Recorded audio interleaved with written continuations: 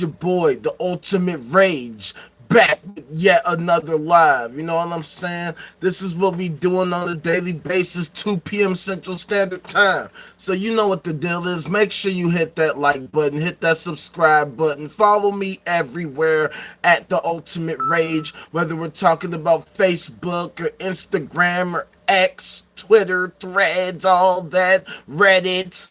Everywhere. I'm everywhere. I'm pretty much everywhere at the Ultimate Rage, except on TikTok, where I am at the Ultimate Rage 9, at the Ultimate Rage 079, at the Ultimate Rage 0079, and at the Ultimate Rage 00079. You feel what I'm saying? You know what I mean? So make sure you check out the Ultimate Rage EP, available on all streaming platforms.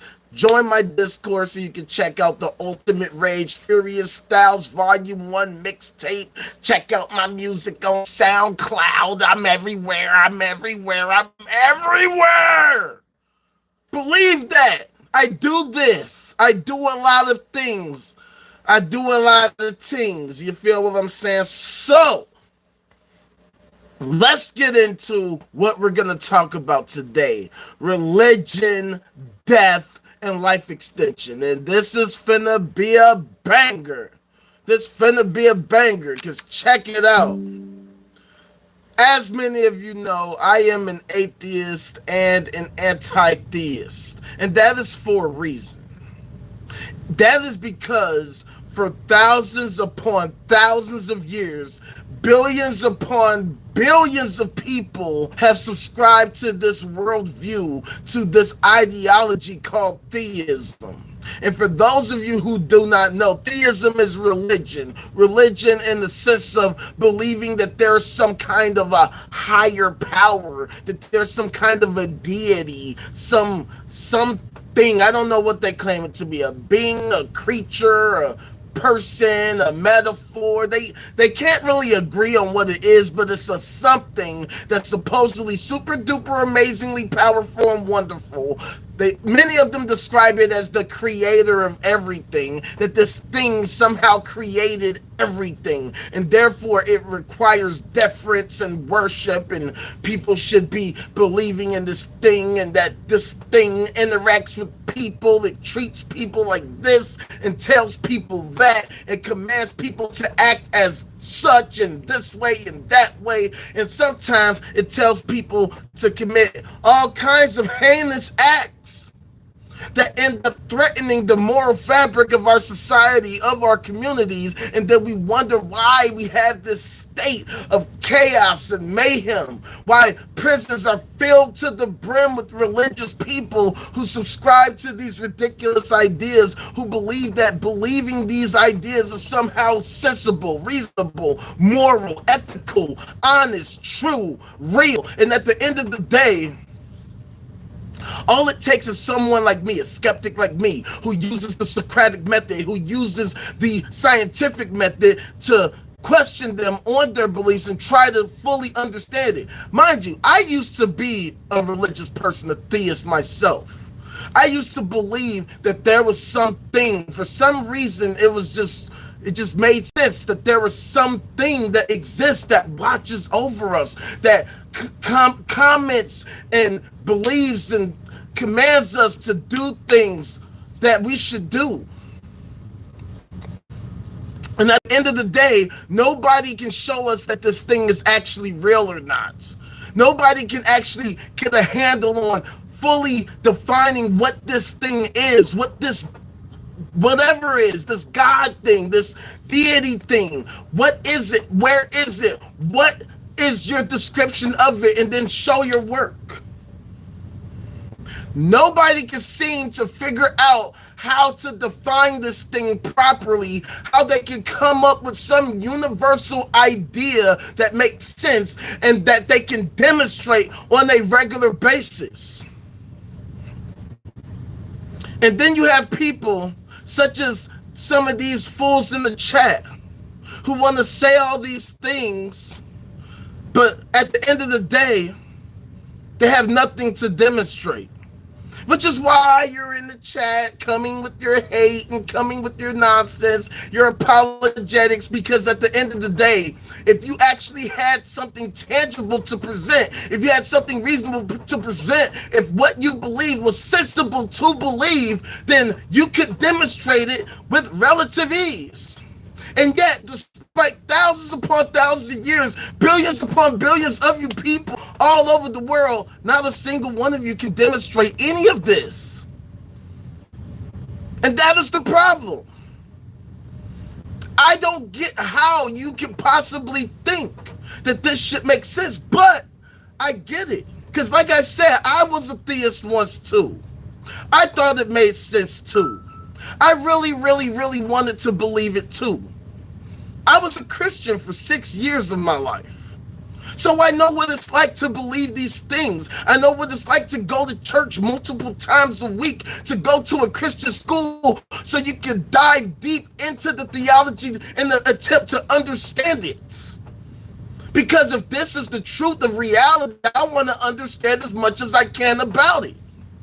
So at the end of the day, I get why people subscribe to these ideologies. I get why people believe these ideas. But at the end of the day, now that we have all these technologies, now that we have all this multimedia, mass communication, social media networks, mobile devices, freaking cell phones, freaking camcorders, cameras, high definition, 4K, 8K, the scientific method, innovation, the time is now to start doing the best that we can to understand reality as much as possible. Because now, all the ignorance cannot continue to persist unchallenged. Because now that we have the internet, we can all come together, and despite being potentially thousands of miles apart, we can interact in real time, such as what we're doing right now. Just like some of you fools that are jumping in the chat. Smoking crack? Cool. I'm glad that you are enjoying your substances, fam. But at the end of the day, this is what we have to deal with. A dysfunctional society full of these types of people. Whether you are telling the truth or not, we are living in the capital of the world, here in America, where people love to lie and troll all the time, where people love to bullshit, where people love to cause chaos, mayhem, misery for all the rest of us, and think that this is a sustainable state that we should be in as a human race, as American citizens. Because people subscribe to all these different belief systems that people decide that they're going to engage in all of these ridiculous actions that are antisocial, which are anti-human, detrimental to the quality of life that we wish for ourselves as a human race and as Americans. At the end of the day, we have found ourselves in a state of extreme dysfunction where it's difficult even to figure out how we can even get to the bottom of solving these things, because we have all these different multimedia networks that want to control our speech. And even though it is taboo to question the incumbent belief systems of the masses, at the end of the day, we have to ask these questions. What the hell are we trying to do? What is it exactly that we are hoping to accomplish as a human race and as an American nation? In the long run, in the grand scheme of things, what is it that we are actually hoping to accomplish? If we take life, if we take reality to the end of time, what do we as a human race hope to accomplish by that time? And what I venture to say is that we should be aimed at trying to understand everything about everything. That we should try to figure out what the fuck this crazy reality is. Because I don't know about you, but to me, theism is not it. Theism doesn't cut it. Theism doesn't answer all the questions. They attempt to, but they fail miserably. Because no matter what happens, if I ask theists real questions about how they can demonstrate their claims to be true, 100% of the time, they do everything but actually prove their point. And the sad part of it is, I get it. I get why. I get why they act the way that they act. I get why they do the things that they do, that they say the things that they say. Because at the end of the day, people fear death. By being actual conscious beings, by being sentient, sapient beings, we are able to contemplate our own demise. We know that at some point in the future, we will die. And that brings great terror and fear because we have no idea what the fuck that means to die. We don't understand reality enough to say what actually happens when we die. Even the concept of death itself is something that's not fully understood. And because of our fear of the unknown, we do everything possible to escape and avoid this fear. The concept of perishing and no longer existing is the biggest existential fear of all time.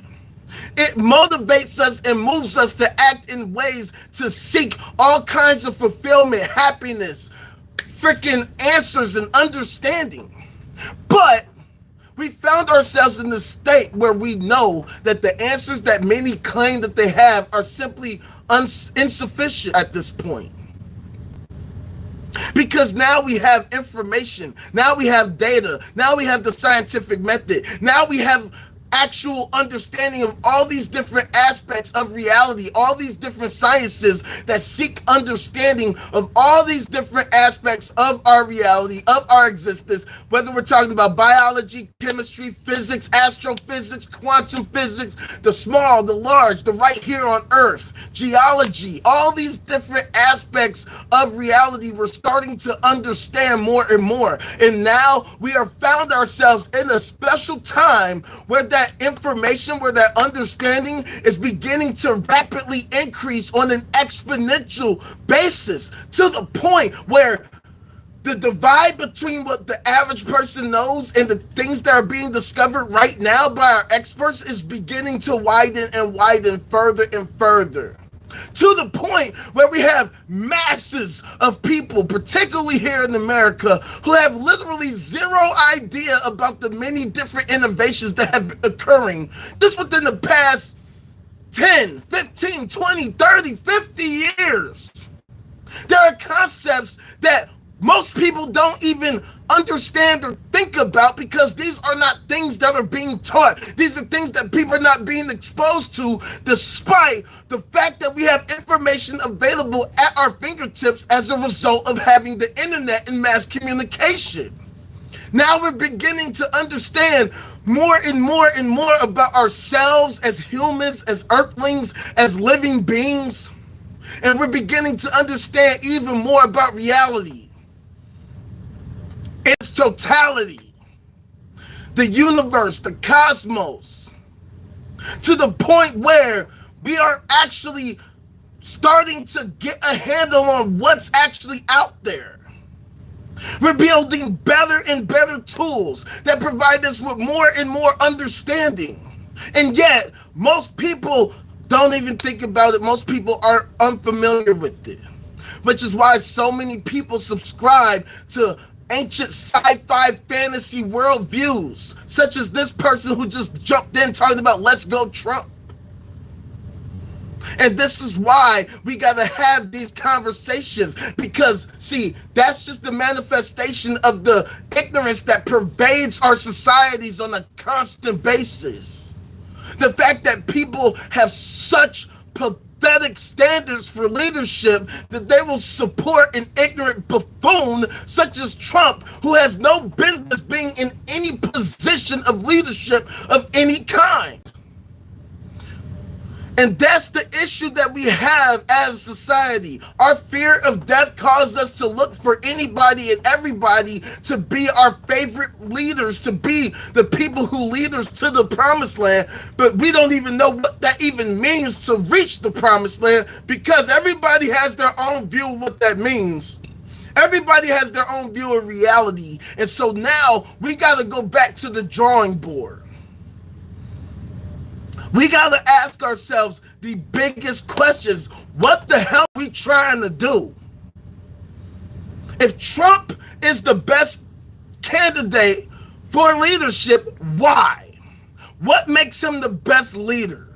What makes him somebody who should be leading us? What qualities do we find in a leader that makes them suitable to be a leader of this nation? And the fact of the matter is, we don't have any standards here in America at all. We don't even talk about standards. We don't even talk about what standards mean, because so many people are running around like chickens with their heads cut off. We don't know shit about fuck. So most of the time, the political discourse here in America is infantile, ridiculous, preposterous, nonsensical, garbage.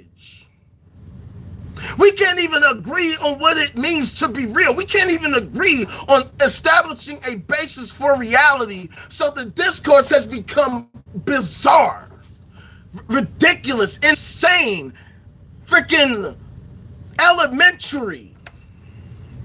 We got all these issues that we face as a nation, and we barely even talk about them, let alone in any mainstream sense. Phil, what's going on, fam? It's going all right. It's going all right. You know what I'm saying? Like, I'm just talking about the state of humanity like I always do. You know what I'm saying? I'm trying to talk about religion, death, and life extension. I'm about to start getting into my futurist bag nowadays, you know what I'm saying? Because the whole point is that the discourse that we have here in America is preposterous. It's disgusting. Like, we don't talk about any of these different issues, and there are way more pressing things that we need to be talking about. And that is one of the issues that we have as a society, man. Like, in fact, I would say it's the biggest issue. We don't have real conversations about reality. So instead of actually solving various issues so that we can move on to bigger and better things, we're still stuck having elementary conversations about dumb shit, having arguments about bullshit, bickering over whose invisible best friend is better than the other, whose imaginary friend is better and bigger than the other. Well, yeah, my imaginary best friend, in fact, I have 17 of them. They're Krishna and Vishnu and Jubu and Mubu and Hubu and Gugu and Mufu. What are we doing? What exactly are we fucking doing, fam? What are we doing? What are we hoping to accomplish as a human race? That's why we gotta have these conversations, because there are way too many fucking people around this country, around the world, who don't know what the hell they're talking about, who don't know shit about fuck, who don't know left from right, up from down. Everything is backwards as fuck. Everything is fucked up as hell, and we can't even talk about it because too many people are muddying the waters, obscuring the truth with their nonsensical ass bullshit. That's why I had to create the no cap zone. I had to create the no cap zone because America's become the cap capital of the world, the scam capital of the world, where everything is fucking bullshit. I know, right? Like, it's preposterous. That's why I say all the time, imagine fans of Lord of the Rings beefing with fans of Harry Potter. That's how these fools look in real life, except it's worse, because at least Harry Potter fans and Lord of the Rings fans know that the shit isn't real. They know it's a fantasy. But these super, I don't know how you could, like, these super uneducated nerds, it sounds like an oxymoron, but they're uneducated or ignorant ass nerds. I mean, some of them are educated. That's the sad part. A lot of these people who subscribe to these ideas have an education. Many of them have gotten great education. Some of these fools have graduate degrees, PhDs, and all types of shit. I know some of these people personally. And yet they subscribe to these ridiculous ideas because sciences like cosmology and astronomy are still in their infancy, and most people don't know nothing about nothing. So now it becomes so difficult to talk about the state of reality, to talk about the state of society, because too many people subscribe to their fucking nonsense all day, every day. It becomes so taboo. It becomes so difficult to discuss reality because at the end of the day, nobody knows what the hell they're talking about. People want closure. People want understanding, but people are too egotistical to admit they don't know what the hell they're talking about and that they just don't know. And that we need to do more research, that we need to do more experimentation to understand everything there is to know about reality, whatever it is. But see, that's the thing, Phil. We can. And we have to. For the sake of humanity, this is why I created the no cap zone, because we have the cure. We have the fucking cure. We've had it for a long time. It's just that now we're in the end game. We're in the end game now because we have to deal with the powers that be who are doing everything they possibly can to prevent us from actually disseminating the cure. The cure for stupid. The cure for ignorance and ridiculousness, chaos, mayhem. We have the cure. It's knowledge, wisdom, logic, fact-based evidence, empathy, and the scientific method. Because with science, we actually can learn and understand as much about reality as there is. We can understand what the fuck this universe is, and if the universe is the limit or the beginning of, we don't know what reality is. The universe could be all that there is, and that's just it. For all we know, it could be a multiverse. It could be a superverse, an uberverse. It could be a fucking simulation. It could be an E8 lattice. It could be many worlds. Who the fuck knows? But what we should be doing is trying to figure it out. And if we work interdependently with synergy together, the sky isn't the limit at all. You know how they say sky's the limit? No.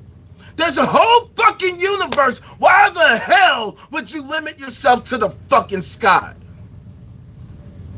The hell is that shit? And that's exactly the problem. We have normalized fucking limiting ourselves. We have normalized Dunning-Kruger. We have normalized the concept that you cannot know shit and think you know it all. That you can be ignorant as fuck, but somehow you know everything. Which is the reason why we see the chaos and the mayhem that we do. Because people have become content with believing their ridiculous worldviews because it's easy. It's lazy. They don't have to think too hard about it. They can just believe that this thing called God is real and they can just leave it at that. But when you start questioning about actual specifics, when you try to get to the nitty-gritty, they have nothing. But they're too egotistical, too stubborn, too unwilling to be honest about what they believe, that they will not admit that they have no evidence to justify. They have no logic to justify. They have nothing to justify their beliefs. For all we know, the reality could be even crazier than we ever imagined. The truth about our existence could be more mind-boggling than we could have ever possibly hoped. That's why it's the biggest mystery of all time. That's why we have to go back to the drawing board and start asking ourselves the real questions. What does it mean to be real? What does it mean to be alive? How did the universe come to be? Is the universe all that there is, or is there more to the cosmos? What the hell is out there? Is there other life out there in the universe? Are we all there is? Is humanity, is Earth life the only life in this entire universe? Or are there others out there? Are there other forms of life out there? And if so, where the fuck are they? And are they like us or what? Is it just microbial life? Are we just having an issue with time dilation? Maybe there are other advanced civilizations out there and we just haven't detected them yet because our tools are too fucking infantile. We're still in our infancy in terms of understanding everything. I mean, mind you, if you think about what humanity is possibly capable of, the shit we're doing now ain't shit. The things that we're discovering and innovating now aren't shit compared to what we can develop and discover and innovate if we actually work together to make it happen. And so this is why I'm talking about religion, death, and life extension. Because look, as far as we know, one day we're gonna fucking die and that's gonna be the end of our life. One day, all of this will cease to exist and then we don't know. Is there an afterlife? Do we wake up in a new life, in a new universe, or in this universe at a later time in another form? Who the fuck knows? Who knows? But what we do know is that we don't know. And as much as people like to pretend to know, as much as people like to act like they know, act like they have the evidence, nobody knows.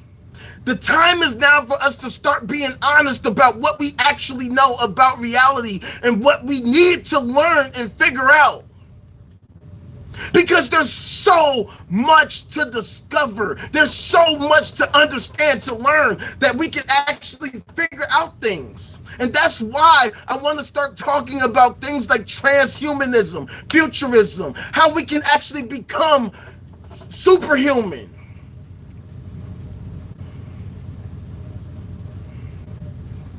No, let's go Trump. No. See, this is part of the issue that we have. Welcome, but no. See, this is what I'm talking about. We gotta knock it off with the hero worship. We gotta knock it off with the cult of personalities. We gotta have higher standards for ourselves. In fact, we have to have standards, period. Right now, here in America, we're running around like a bunch of chickens with our heads cut off. We'll vote for somebody because, people I don't like them. So is the enemy of my enemy my friend or my enemy? Who knows? No, we got to start actually getting real with reality. That's why, like I've said, we need to take a step back from all of this political bullshit.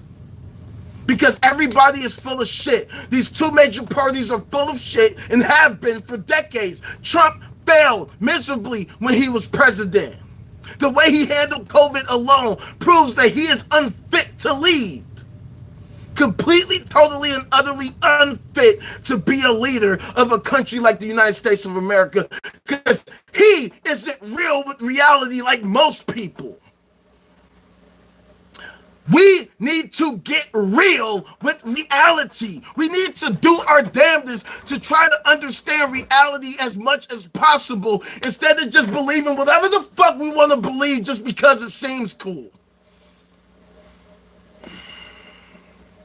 That is the problem that we have with our society. There are too many people who want to believe all these ridiculous things, and at the end of the day, they cannot demonstrate that whatever it is that they believe actually comports with the reality that we actually experience.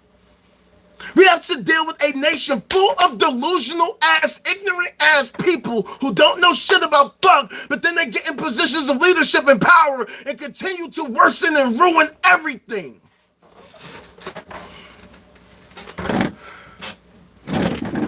But see, here's the issue, lady. Here's the issue. It's not just about Trump. So many people are constantly dealing with Trump derangement syndrome. I get it. Trump is not the greatest. But to act like any of these other leaders, or most of these other leaders, particularly those of the two-party system, the two-party false dichotomy, they have all failed. All of them. All of them. Pick your poison. Obama, Clinton, fucking Trump, Bush, the other Bush. All of these fools have failed us for fucking decades. For decades.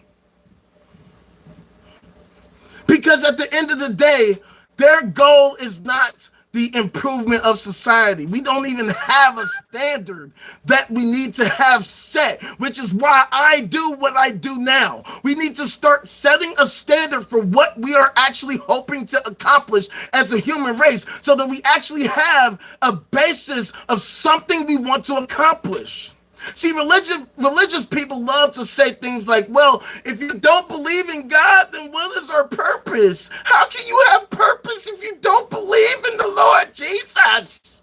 The Lord Jesus, we need purpose with the Lord Jesus, Father, the Son, and the Holy Spirit, Jesus the Christ, Mother Mary, and blah, blah, blah, blah, blah, blah.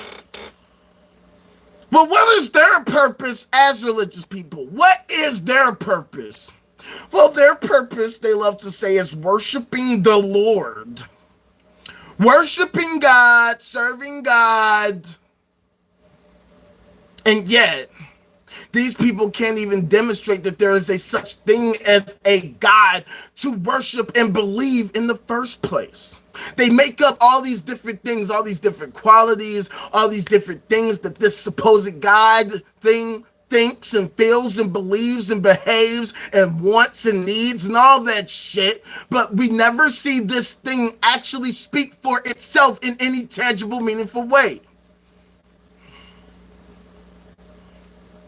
And see, that's the sad part, Phil. That's literally the sad part. Everything is backwards. Everything is backwards. We want to defer to this thing because we want to gain his favor and his value, but the irony is that we are the ones we need to be valuing ourselves. We need to value ourselves the most because, as I always say, we are all we got. But see, here's the thing, lady. I appreciate that, and that's what your purpose should be. But now we need to start determining what the fuck that means. What does it mean to be a good person, help people, and leave the world a better place than you found it to the best of your ability? What does that mean? We need to start setting a standard for what that means. See, people love to say that, but they do the opposite. But they're thinking that they're doing the good thing. They think that this is the best of their ability. And that's why we need to start having conversations about what that means. What does it mean to leave the world in a better place? Because last time I checked, we're worsening and worsening and worsening the world. Microplastics everywhere in the air, the water, our food, all of our clothing products, and everywhere in our blood, in our freaking ding-dongs. And yet most people don't know this shit. We got climate change worsening and worsening and worsening, and so many people don't even believe it's actually happening. They don't even believe that climate change is even real. We have people who believe all sorts of ridiculous worldviews, and they use these ridiculous worldviews, and not only the worldviews, their own interpretation of these worldviews, and then they wonder why things aren't going right. We see all this chaos, mayhem, crime, corruption, everywhere, all over the place on a daily fucking basis, and these thoughts and prayers that people love to purport don't seem to help anyone. There's a reason why we see so much censorship online right now. Because one thing that I do, I watch a lot of gore videos. Not all the time. Like every now and then, you know what I'm saying, a few times a year, I watch gore videos. See, it's easy to believe all sorts of stupid shit when you shield yourself from the truth, when you shield yourself from reality. The harsh harsh nature, the cold nature of reality. See, it's cool to believe in butterflies and rainbows when all you do is watch Disney movies all fucking day. And yes, life can be wonderful and amazing and beautiful, but life can also be cruel, unusual punishment. I watch true crime shit all the time, every day. I have read so many stories of horrendously disgusting, horrible things that happen to people, that have happened to people just throughout the course of human history. People love to pretend like these things don't happen, but they do, and we see it all the time. Many of us know people personally that horrible things have happened to. I'm pretty sure everybody knows somebody who's been assaulted in some form or fashion in their life. Whether we're talking about violence and or, that other thing. Abuse all over the place, everywhere. In our families, in our schools, in our neighborhoods, places of work, in public. We see these things all the time, but we love to pretend like it doesn't. And we love to pretend like if we close our eyes and talk to ourselves that somehow that's going to solve anything, and it doesn't. And I bet you many of these people who have been victims of extreme violence to the point where they lost their lives, that their last moments were filled with fear and terror because they had no idea what was about to come next. That if somebody upped the thing and took them out, if that was just going to be it or what, because we don't know. We don't know. And that's something that presents us with paralyzing fear. And I've been in situations where I've almost lost my life. Right? Down the street from my house here in Southside Chicago, I've had a gun in my face. And the person holding it, I did not know. And I had no idea what this person was capable of. And I literally thought to myself right then and there, is this it? Is this it for me? Could this be the end right here, right now? Could this person literally decide they're going to take me out right here because of this little Cartier watch I have on? Because I've seen people get killed for less. We see it happen all the time, everywhere, all over the world. And yet we shield ourselves from this reality because it presents us with extreme fear. It presents us with extreme disgust. We don't want to know that this type of evil, that these types of horrible things can actually happen in real life. But it is incumbent upon us to actually expose ourselves to reality. And I'm not saying you got to watch this stuff all day, every day, but it's important for us to understand reality for what it is and not for what we hope it to be. Because if you want to make it what you hope it to be, you have to understand it for what it is so that you can have the impact to improve upon it. Sure, you can read an ancient sci-fi fantasy comic book and you can tell the people to think and believe things like that, and you can talk like this and sound super passionate and get people feeling all excited and feeling wonderful and feeling amazing every Sunday. The guy that or the woman or the whatever the fuck they identify as can talk to you and make you feel all warm and fuzzy by reinforcing your preconceived notions and your ridiculous beliefs and make you feel good. But how does that actually help us? How does it make us feel actually good? How does it help us to solve the problems that we actually face on a daily basis? Can I get an amen? Can I get an amen from the congregation? Oh my God. Thank you, thank you, thank you. Thank you, thank you. That is the reality we are faced with on a daily basis. We have all these issues we face on a constant basis: poverty, hunger, abuse, freaking corruption, polluted air, health issues, people suffering from all forms of debt. And we seem to not know what the fuck we can do about it because we can't even talk about it. We can't even have real discussions about it because too many people subscribe to their ridiculous belief systems. And they're so dedicated, they're so wedded to their beliefs, they can't let it go. They can't let them go. They have to believe this bullshit no matter what.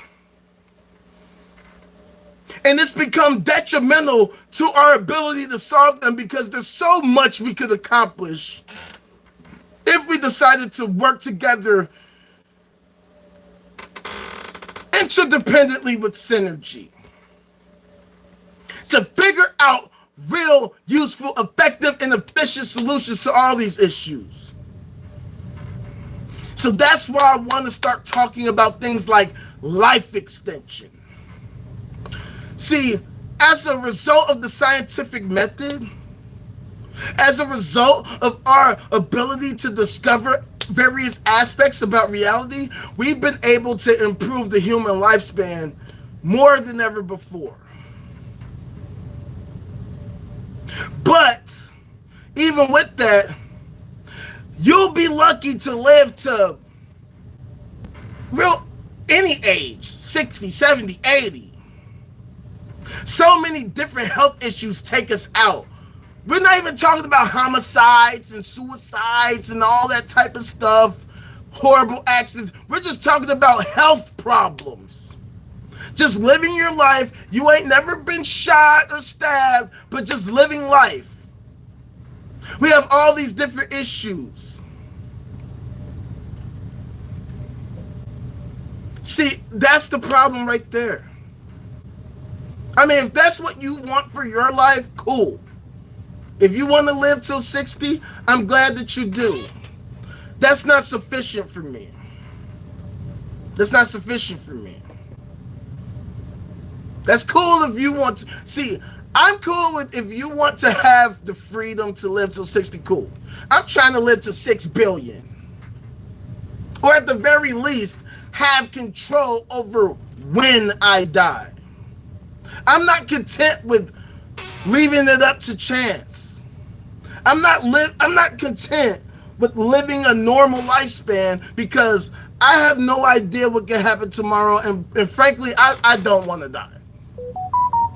Even though at times I can have terrible days, terrible nights where I feel like, you know what, I should just jump off a fucking bridge. But in reality, I don't really want to do that. See, I want to jump off a bridge because I get tired of feeling the pain of life, the pain of not achieving the things I've wanted to achieve. But in the grand scheme of things, I do not want to die at all. I want to be able to ensure that I can enjoy life so that I can survive and thrive.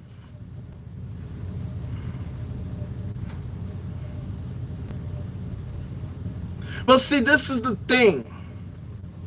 Yes, Phil, having control over how long we live would indeed be better. And that is exactly why I'm talking about life extension now. We should be able to control how long we want to live. If I want to live till 72, 87 AD, why not? Why not? Especially considering the fact that we could probably achieve a lot of these things right fucking now, starting right now, in real life. With the technologies we have available right now. When we have things like the CRISPR program, which is genetic modification.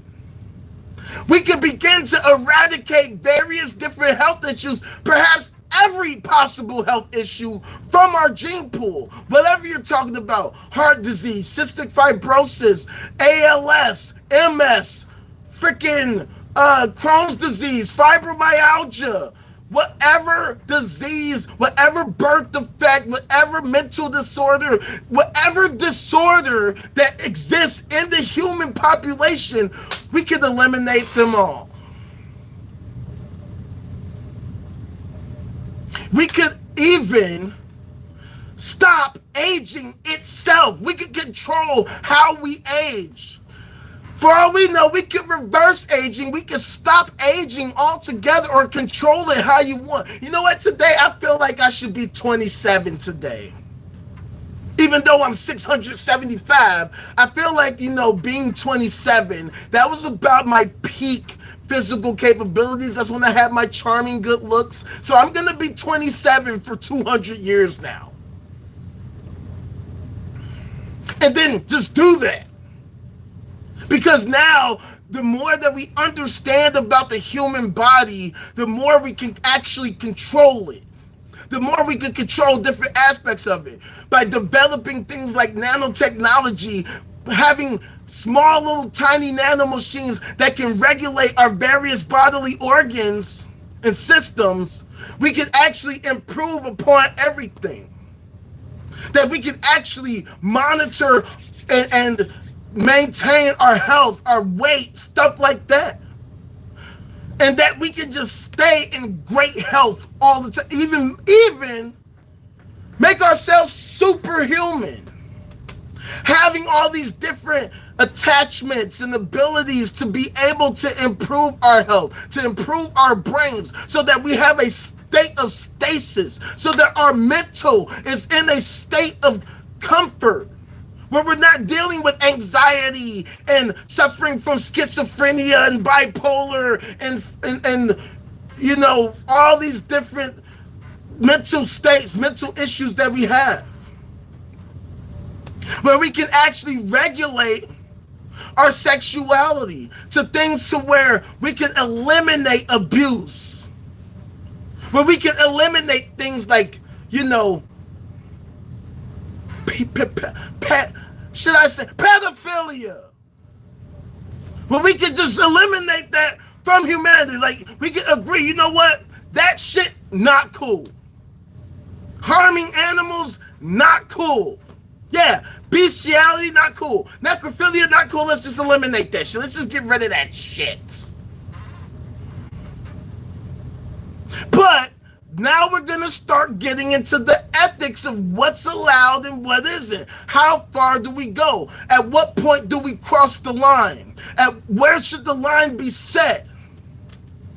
Because then we're going to start talking about different aspects of things that might, some people might disagree with. A lot of people will disagree with. And these are conversations we need to start having. Because the technology is going to continue advancing. The innovations are going to keep being innovated. So it's time, the time is now for us to start talking about the ethics and the actual practical application of all these different things. Because at the end of the day, things are about to get incredibly real and most people aren't ready for it. Most people aren't ready for what's to come in the coming years as long as we continue down this path of innovation. We need to start getting real about what it means to be real in the first place. Why should we leave life up to chance? Or why should we leave life up to these corporations who have decided they're going to do whatever it takes to make a profit, regardless of how it affects our health and wellness? Exactly, Phil. That is exactly the point. We cannot leave it up to nature because nature doesn't give a fuck. Nature doesn't care if you get hit with a disease or get hit by a bus or get hit by a tornado or whatever the fuck. You could just be walking down the street, have a heart attack, and now you're dead. You could be walking down the street, and then all of a sudden, a fucking a bullet could just be flying back. Boom, you're done. That's it. That's your life. You had no idea you were just going to work. You got hit by a drunk driver. That's why I always talk about the importance of pushing humanity towards becoming a Kardashev type 1 civilization and beyond. That's the focus of humanity. That's what the focus of humanity should be. That's what our purpose should be. because it forces us to confront all these different issues so that we can actually work towards being better, having a greater state of safety, a state of actual comfort. See, people love to pretend like they're comfortable because maybe they got their nice little house on the hill in the suburbs, right? You might live in a town where a murder happens once every 12 years or something. But the reality is you aren't safe anywhere. As long as we have this state of dysfunction we have in America, you ain't safe nowhere. That's the reason why a lot of these rich people love to live in secluded areas, gated communities, places away from people, where they're heavily guarded, where they're isolated, because they know they can't be a part of society because they're helping to worsen society in all these different ways. But the part that many of them don't realize is that they have to drink the same water, breathe the same air, and they're probably dealing with the same microplastics that we all are. Which is why it's so important that we value our human lives, because we're the only life that we know of in this entire universe. That's one of the reasons why I talk about the Fermi paradox. That's the reason why I talk about the rare earth hypothesis and the great filter hypothesis. Because if it's true that we're the only life in the entire universe, then it is incumbent upon us to survive so that we can possibly help seed the universe. Or if there's other life to develop at some point in time in the future, we could be there when it happens. And on the contrary, if it is true that there are other civilizations out there that we just have yet to discover as a result of time dilation, as a result of the temporal aspect of life that is difficult to detect life in real time as other places, when you're seeing other galaxies and planets, you're seeing them in the past, then that means it's even more important for us to ensure our survival so that we can disprove the great filter hypothesis and ensure that we reach a state of actual fucking progress to where we can actually become a Kardashev type 1, type 2, type 3 and beyond, where we start to actually move into the universe, throughout the cosmos, where we start to spread the human empire and whatever else we end up choosing to be. Whatever we decide to be. If we want to be superhuman or super cyborg or super whatever the fuck. But that we continue improving and evolving. That we can control our minds. That we can control our bodies. That we can actually control our lifespans and our ability to survive and thrive for the foreseeable future. So I'm going to show y'all a clip of this video that brings into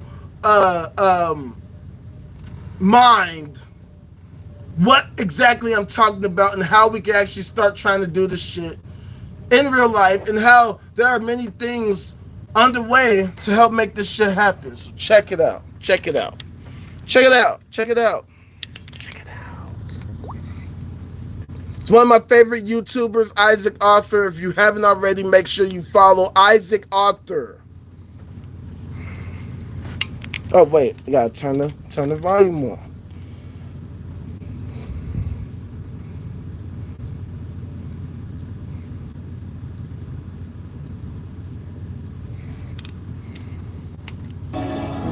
One of the weirdest things about radical life extension technology is that your great-grandparents might phone you up to ask you to babysit your granduncle for the evening. So today's topic is life extension. We've looked at this in passing before, but never actually dug into the details of the technological hurdles to achieving it, or what it might mean for civilization. Partially because we don't even have a universally agreed upon definition of aging yet, let alone a consensus view on what causes it. It is difficult to discuss strategies for slowing or eliminating aging when we aren't even sure who we are targeting for that battle. There are dozens of different theories on what causes aging, but the simple reality is that we do not know yet. You are probably familiar with what is called the wear and tear theory, which was developed over a century ago and is very simple and easy to understand. Basically, the notion that the body wears out and that damage to it can accelerate that process. It has remained sort of the default view of aging for the public, but has been in disfavor for a long while now. As our understanding of cellular biology and DNA improved, we began realizing just how amazing they were at self-repair. Lots of theories have arisen as successors, but the only one to really gain much notice with the public is the free radical theory of aging, particularly the subcategory known as mitochondrial free radical theory of aging. Free radicals, mostly superoxides, cause a lot of damage to the body and are considered quite toxic to biological organisms. We even use them in our immune system. But they are also produced by various life-essential processes. Mitochondria, the power plants of our cells, produce them and take damage from them. And since mitochondrial DNA is not so well protected from damage as our own DNA, tucked away safely in the nucleus of the cell, they can take DNA damage from those free radicals. They often produce more free radicals when they take damage too, so it becomes a bit of a feedback loop. And the theory says that this is what causes aging, complete with the final decline we often see near the end. A large part of the reason antioxidants have become a common health supplement is because they are thought to mitigate much of this free radical damage, which again is mostly superoxides. This is one of the better theories for aging, but not without its criticisms. It's a handy one for demonstration of longevity though, since if it were true, you could send something in that could detect those mitochondria that were overproducing free radicals and kill them, letting the healthy ones multiply and replenish themselves. Just like that, your lifespan would be massively increased, not by a small increment of a few years, but potentially centuries. This is the big thing about radical life extension. It is not necessarily an incremental approach where the average lifespan increases by a couple years every decade, as we see now as the product of many factors decreasing early deaths. Nor is it necessarily a slow, incremental push to maximum lifespan, often given as about 120 years of age. It can, and indeed probably will be, something where almost overnight the human lifespan suddenly leaps to be 300 or 400 years. This is arguably effective immortality, since if it did that, we would have centuries to improve on that before anyone else died, and we would probably have little difficulty funding it and would benefit from centuries of additional science, much of it conducted by folks who have been personally researching it for centuries themselves. It's a little hard to contemplate the sort of expertise someone might have if they spent a few centuries studying a topic. Now, a couple of things. First, average lifespan is not increasing because we've slowed aging. Most, if not all, of that increase in average lifespan is us getting better at preventing early deaths. This is not just medical. Technology in general has massively decreased the number of early deaths. And something as simple as airbag technology or a law requiring seatbelts can instantly add to the average lifespan. That is another aspect of today's topic too. Even if you can end aging entirely, what is often called biological immortality, this doesn't mean people don't die. Accidents, homicides, and suicides would still tend to bring the Grim Reaper by to collect people. To use a rounded figure, if we assume about 300,000 deaths a year in the US from causes unrelated to age in any way, like crashing a car or being shot or shooting yourself, out of a population of 300 million, that would mean you had about a 0.1% chance to die every year, making the median age of death about 700 and the average about 1,000. About 10% would die before they lived a century, and about 10% would survive to the age of 2,300. About 0.6% would make it to age 5,000, and about 1 in every 20,000 people would make it to age 10,000, assuming everybody had that 0.1 chance to die each year. That's probably high in some ways, since we'd expect technology to prevent death from trauma to improve, and for us to get better at detecting and treating the mental health issues that drive some folks to homicide or suicide or reckless behavior. Regardless though, it is not true immortality. That, of course, isn't even on the table in this universe. Entropy eventually wins, and there's no available energy left to keep life going. even the sort of ridiculously efficient and long-lived life we discussed in Civilizations at the End of Time. Only an infinite universe offers immortality, and amusingly guarantees it too. Over a long enough period of time, anything that can happen will happen, including your death. So that on first inspection, even an infinite universe should not offer immortality. But resurrection, even in the form of someone born trillions of years later, who was a copy of you down to every cell in memory, would also occur. An infinite universe, in either space or time or both, is essentially a repeating circle. Go far enough ahead, and you will find a total reset. Same as if you shuffle a deck of cards enough times, it will return to its original state. And if you travel far enough in one direction, you will eventually encounter some place identical to the home you left. Such things are a topic for another time, but serve as a reminder today that we are not discussing actual immortality, though you will hear me use the term when discussing this topic. Alright. Now, if you're interested, go watch the whole video because he goes into more. And he has a whole playlist full of, videos like this one where he discusses different aspects of life extension and stuff like that. And other futures concepts, like androids, cyborgs, you know what I mean? Or like he just showed black hole farming. All these different things coincide with living forever. They coincide with our quest to understand the nature of reality and what have you. The fact of the matter is that this is the type of shit that we should be talking about as a human race, as American citizens, but we don't. Instead, we're talking about Jesus and Vishnu and Krishna and Allah, Haram and Halal and all that dumb shit at all. Even though it talks about the Bible that people were living in 900 years and whatnot, all of a sudden in real life we don't see none of that at all, period. I'm trying to live 900 years and then some. But we're not going to get there by just sitting around talking about Jesus all day. If people put that same energy as they did into putting it, or I should say, if they put that same energy into actually trying to understand the nature of reality as it is, who knows what we could accomplish? Who knows what we could discover and understand? Right? As Isaac just said, we still don't even fully understand aging itself. Why are we not working together to try to get a handle on understanding something like aging so that we can actually reverse it? Because praying to the Lord Jesus Christ, the Father, the Son, and the Holy Spirit doesn't help us solve any of that.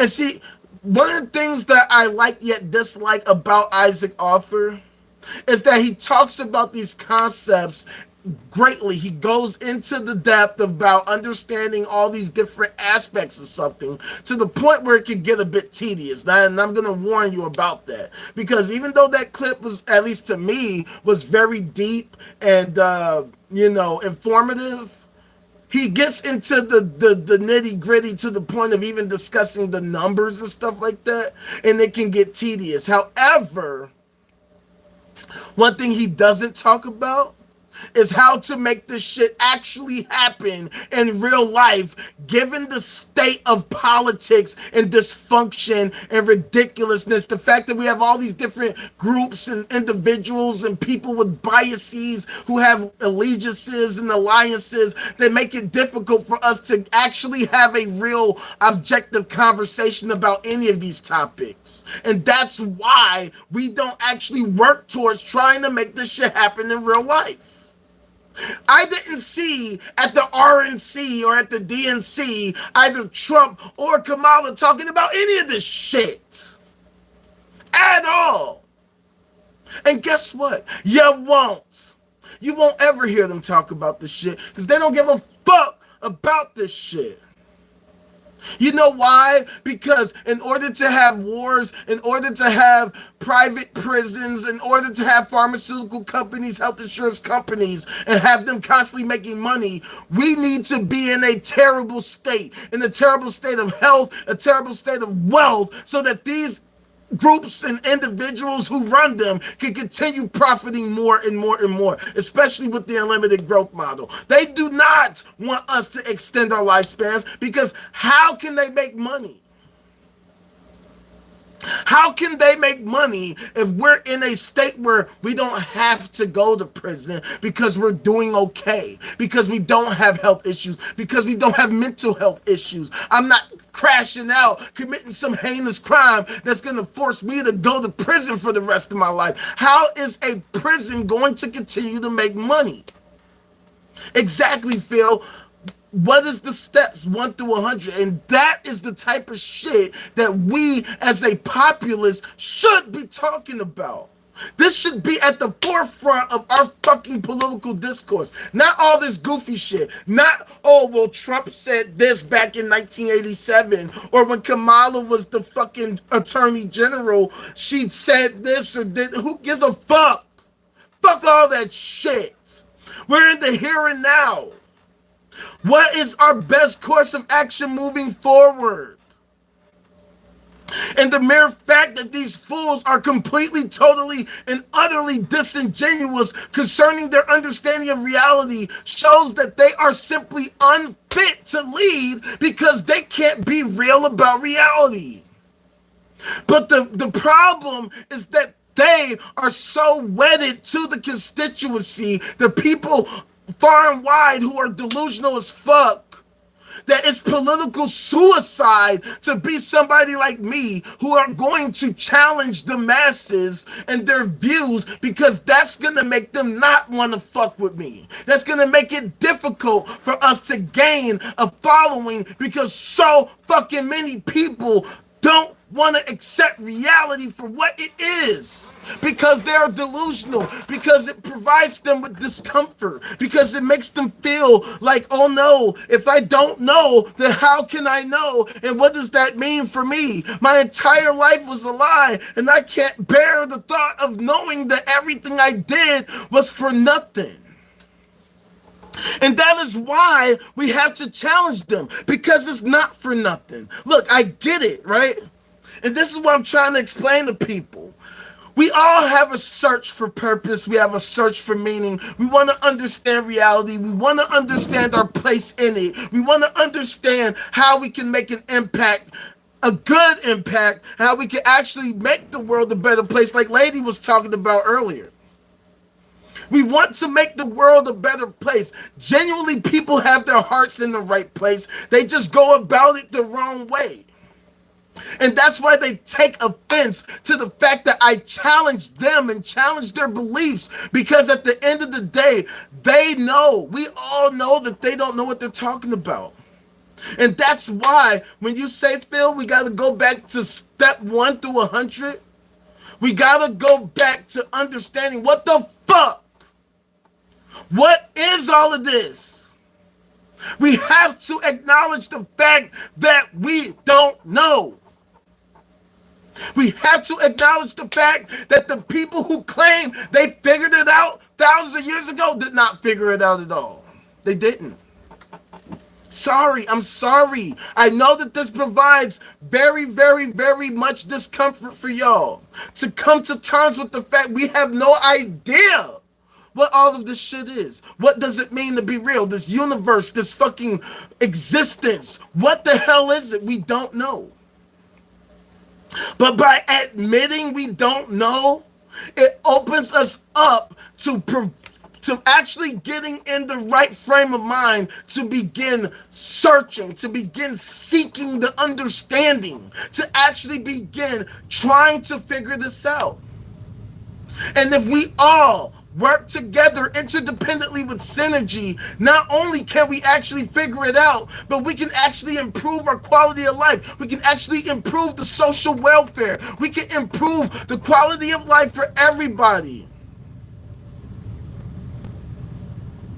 But first, we have to get real with reality. Instead of projecting our hopes and wishes onto it, we have to take away all of that. Humble ourselves. Actually realize, you know what? We don't have it figured out. We don't. And even though you may fear death, if you actually help in the endeavors of trying to understand reality as it is, one of these days we can conquer death altogether. We can conquer it altogether to the point where death becomes a thing of the past. And who knows? Who knows? Maybe we can even become such masters of reality that those we lost, we might could bring them back. We might could bring them back. We could probably bring back some of our lost loved ones who were taken away at the hands of some cruel person or as a result of some health issue that they developed at some point in time, or that they lived with their entire lives and they finally succumbed to it. But we can't do that by delving deep into delusional bullshit that does not comport with the reality that we actually inhabit. If we want to actually extend the human lifespan for real in a tangible, meaningful, effective, and efficient way, we got to actually work towards understanding reality as it is. And the reality is that the scientific method is clearly our best tool for understanding the nature of reality.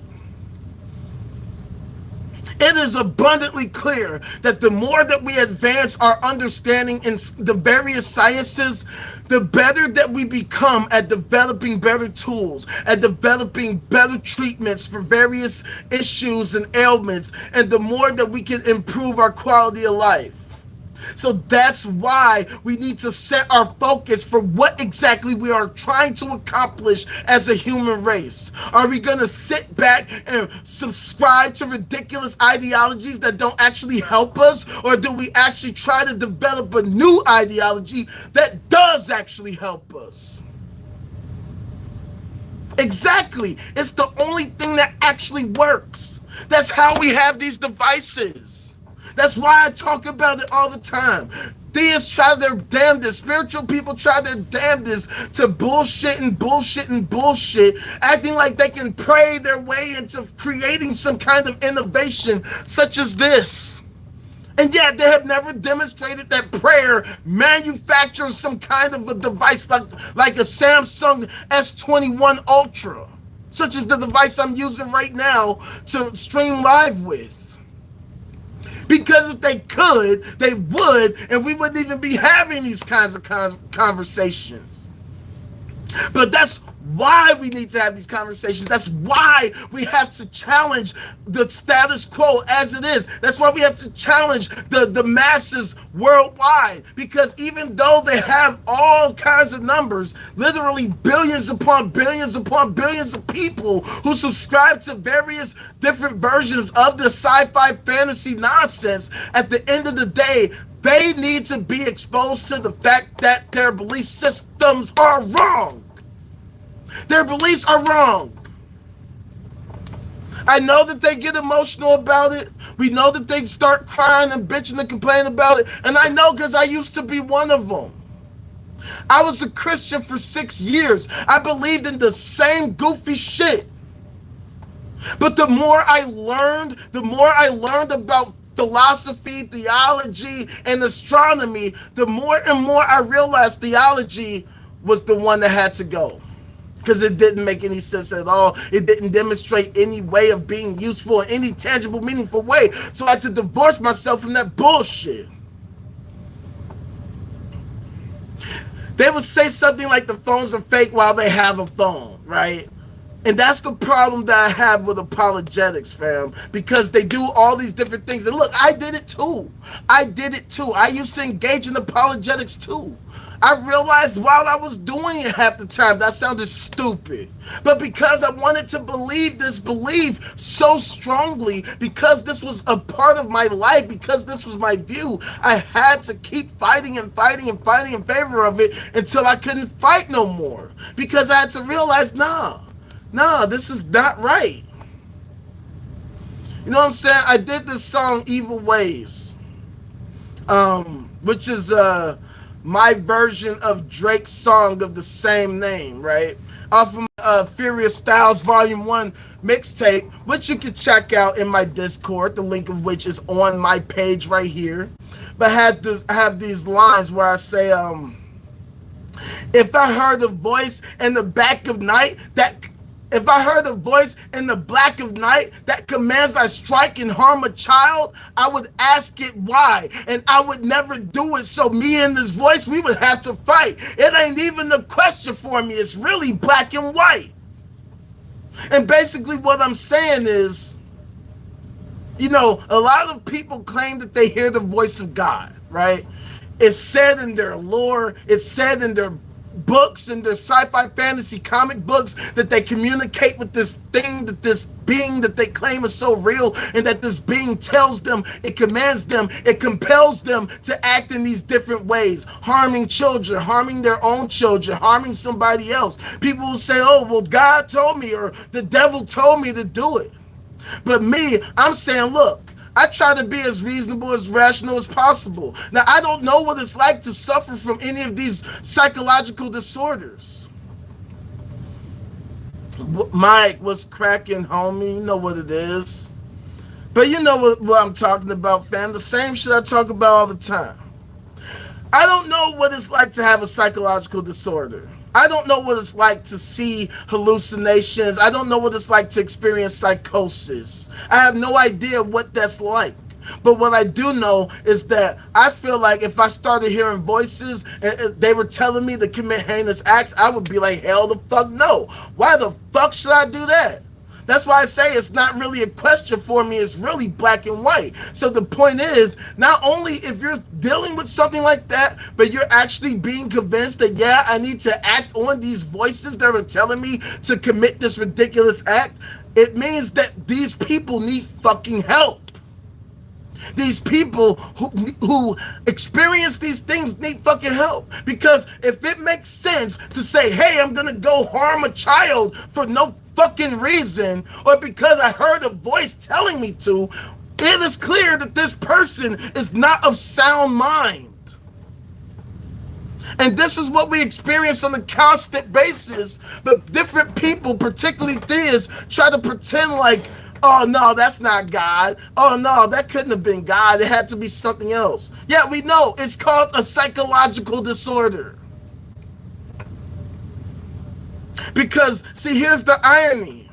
A lot of times their Lord tells them, if they subscribe to this belief system, if they read this book and they read the commandments, it says that their Lord tells them to do these kinds of acts.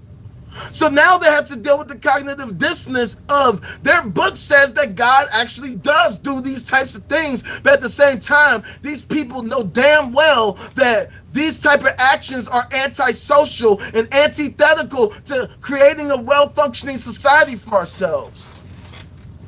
That if somebody claims that the devil told them to do it, the angels commanded them to do it, some demon told them to do it, look, something's wrong with you. I don't know what it is.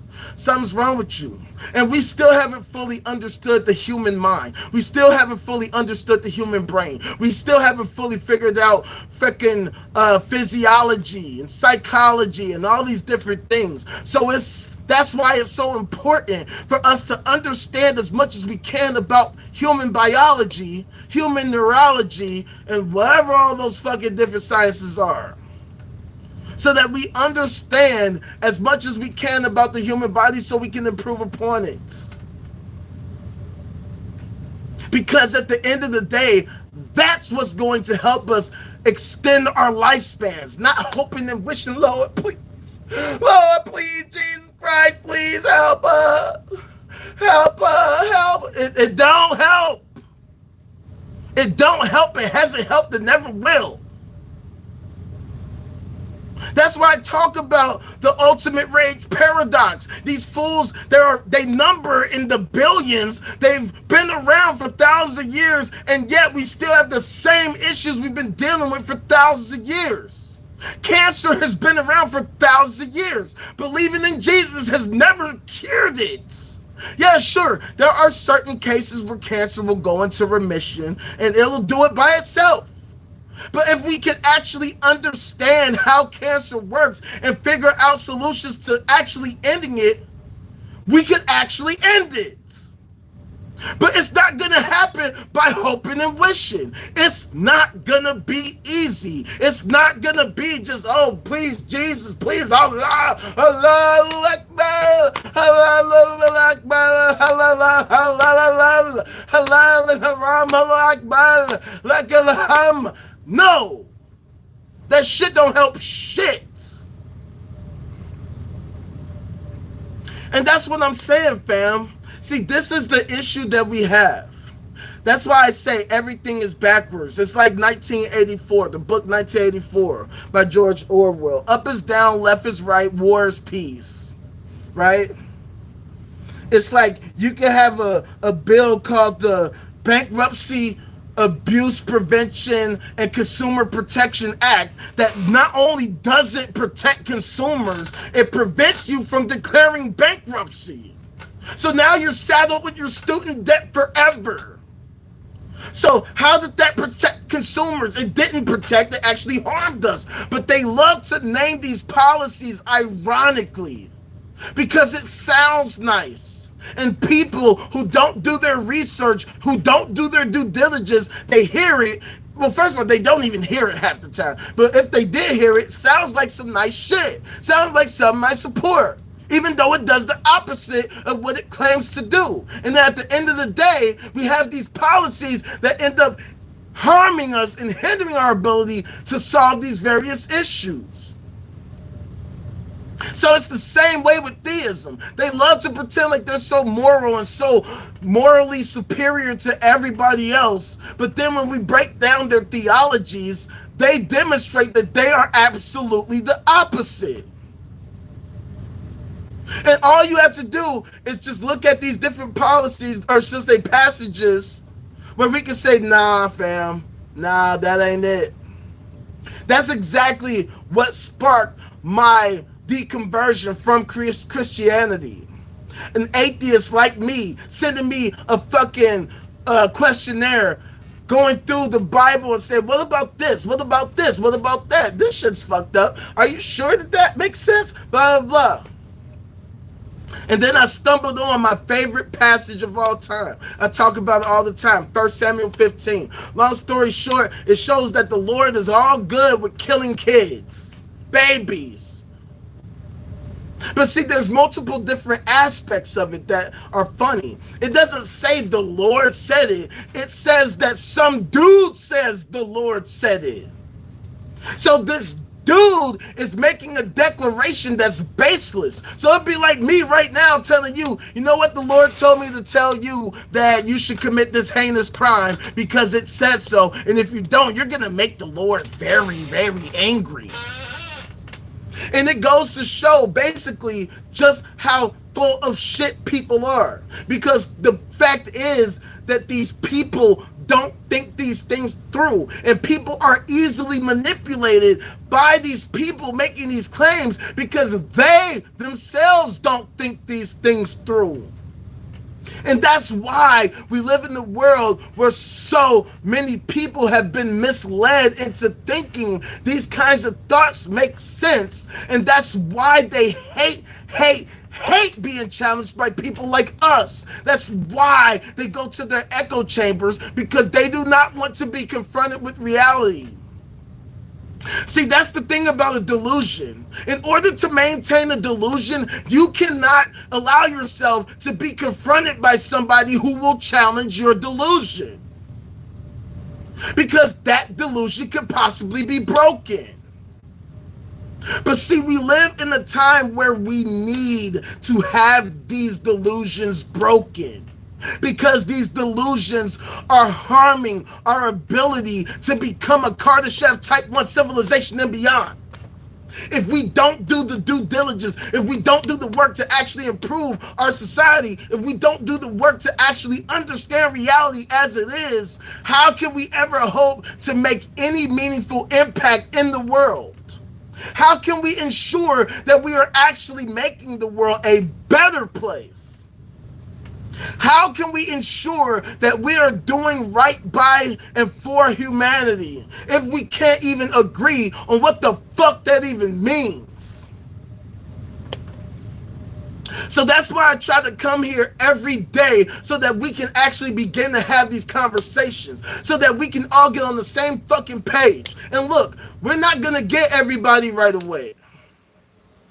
Right? I have come to realize that we have to deal with all these different issues, that we have to deal with all these different barriers to actual improvement, because there are too many entities, there are too many individuals that have a vested interest in keeping things the fucking same. That's the reason why I had to come to YouTube in the first place. Because as my man Mike knows, on TikTok, I could build like crazy, but at the end of the day, they kept shutting me down because they do not want me challenging theism. They do not want me challenging the rich, the banks, and the corporations at all, because they themselves are a corporation. Censorship, online censorship is getting out of control. Even here on YouTube. The censorship is getting absurd. It's to a point where you can't even say certain regular ass words no more. We're not even talking about slurs. We're talking about regular words. Because people fear that they're going to get demonetized. And everything's become so hyper-capitalist that everything has become all about the fucking money. So who cares about the quality of life? Who cares about the quality of our lives in America and throughout the rest of the world? Who cares about our international relations? Who cares about the way that we impact the world, that we impact our societies? No, if you ain't getting money, you ain't shit. If you ain't getting money, you're a piece of shit. You don't deserve nothing. You deserve to be broke. You deserve to be homeless and hungry and starving, and you don't deserve anything. That's the type of society we have now. Everybody has to fend for themselves now. And that's the issue, Phil. That's exactly the problem. That's the reason why it's so hard for us to progress. Because at the end of the day, theism is the greatest, longest running scam in human history. They've allowed people to buy into an agenda that doesn't even exist, and all it does is enrich the charlatans who are constantly spreading these lies and disinformation on a constant basis. That's why I call it the theism industrial complex. It's an industry, and it has its hands in every facet of society, like a fucking parasite, like a plague. It's everywhere, and we can't even talk about it. They have been able to successfully shield themselves from all forms of criticism, to the point where they've even come up with these terms like Islamophobia. As if I'm a racist for saying that Islam is bullshit. Because you have these racist white-wingers who are so stupid that they think that only Arabs can be Muslim, so they say racist things about Arab Muslims, not realizing that Muslims can be of any race. When I was in high school, I knew a white dude who was Muslim. He might even been Jewish. I didn't really know him, but he was a white dude, and he was definitely a Muslim. And he was a diabetic also, which is whatever. Why did his Allahu Akbar not solve his fucking diabetes? I don't fucking know, but whatever. The point is, if these things were true, these people should be able to demonstrate it in real life and show us how they can actually help us solve these various problems. Instead, all they have sparked off is more ridiculous conspiracy theories and have caused people to help worsen our societies by causing every aspect of life to be in contention. We can't even agree on the basic building blocks of life because these different people want to assert these different things, and they want to fucking make up shit and pretend like the shit that they say makes sense. And that's why we have to go on the offensive now. This is why we need to go out of our way to challenge these fools as much as possible on every front, on every forefront, on every fucking obstacle. We have to show that these people are wrong and don't know what the hell they're talking about. It is time that we inform these people that they are steering us down the wrong path. And if we actually want to improve upon things, we gotta get our minds right. We gotta get our collective heads out of our asses and get real with reality. We are not going to improve the human lifespan. We're not going to extend the human lifespan by pretending like this dumb shit makes sense. Because if it made sense, we wouldn't be sitting here having this conversation right now. Because I was a theist. I talk about it. I said it earlier. I was a Christian for 6 years. I went to a Christian college because I wanted to understand Christianity even more. And unfortunately, I had to come to terms with the fact that this shit don't make no fucking sense. It just doesn't. It just doesn't. And not only that, but it's time that we as a people divorced ourselves from all these ridiculous ideologies that do not help us, that actually hinder us from actually evolving. The sad part is knowing that we could be so much further by now. We could have accomplished so many amazing things by now if we actually worked interdependently with synergy to understand reality as much as possible. Instead, we're worsening, we're regressing, we're falling behind. Huge swaths of people are still suffering from various forms of ignorance all throughout the fucking world. And that's exactly the issue we have, Phil. And that's why the shit is backwards. That's why the shit is backwards. Because I'm going to be frank, fam. And I know the algorithm's going to hate me for saying this. I don't give a fuck. It's the truth. Theism is suicidal. It's literally suicidal because of that mentality that you touched on right there. The fact that people think they are going to an afterlife, so why care about this life? If I'm going to heaven and heaven is amazing, then why keep living in this terrible fucking world? That mentality is suicidal. And yet the irony, you can't even say the word suicide on social media half the time. And yet, this worldview is literally inherently suicidal. The Abrahamic religions tend to be doomsday cults. Doomsday cults. So what that means is they want the end times to happen.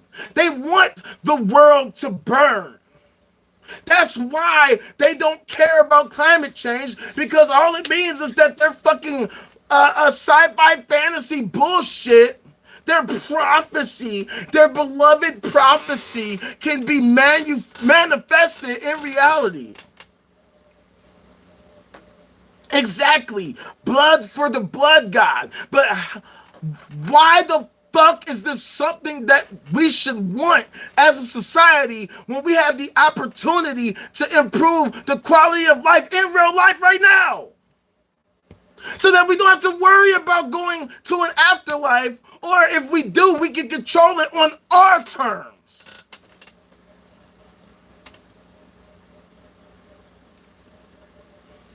The fact of the matter is that theism is suicidal. Theism is showing that we have a mental health crisis.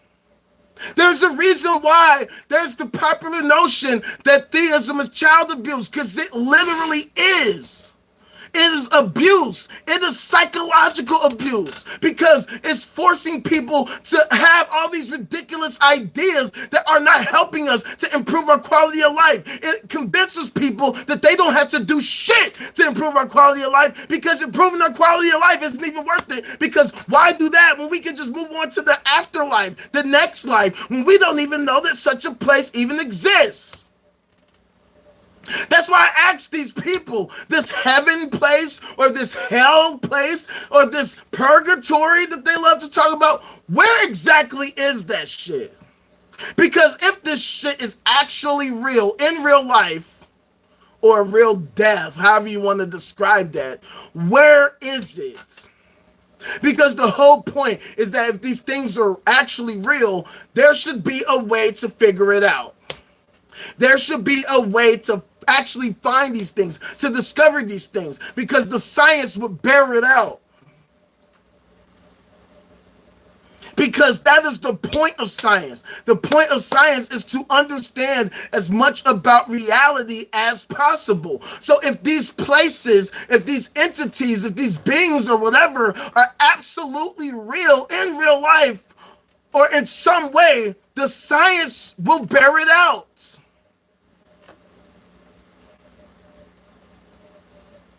And that right there, Phil, is exactly the problem. Because of the indoctrination, because of the willful ignorance, because of the cognitive dissonance, they can't tell the difference between fantasy and reality.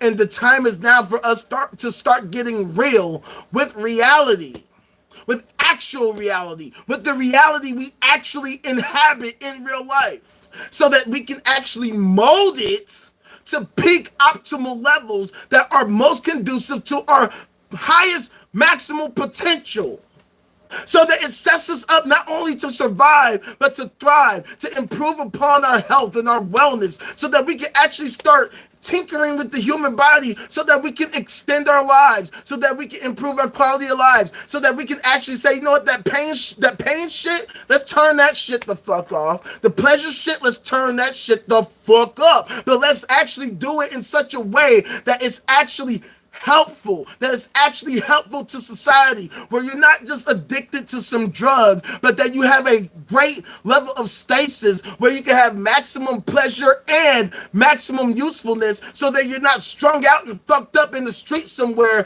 foaming at the mouth and acting in ways that are antisocial. Because we have an addiction crisis too.